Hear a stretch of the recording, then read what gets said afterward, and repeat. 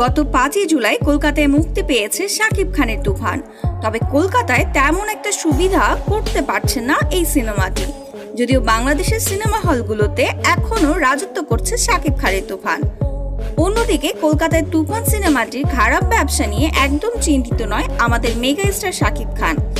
শাকিব খান জানায়, আমি কলকাতার সুপারস্টার না, সেখানে যতটুকু সাড়া পাওয়ার তা আমরা পেয়েছি। কলকাতার কয়েকটা সিনেমা হলে দারুণ ব্যবসা করছে তুফান, এতেই আমি খুশি। শাকিব সে সময় আরো বলেন, যেখানে দেবজিতের সিনেমা চলছে না সেখানে বাংলাদেশের সিনেমা না চলারই কথা। এদিকে বিভিন্ন মিডিয়ায় খবর উঠেছে কলকাতার অন্যান্য সিনেমা থেকে এগিয়ে আছে শাকিব খানের তুফান। জিতের বুমেরাং সিনেমার থেকে ভালো ব্যবসা করছে তুফান সিনেমাটি।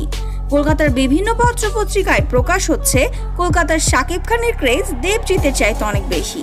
তো দর্শক, বাংলাদেশ কাঁপিয়ে তুফান সিনেমাটি সম্প্রতি রিলিজ হয়েছে কলকাতায়, যেটা তো আপনারা সবাই জানেন।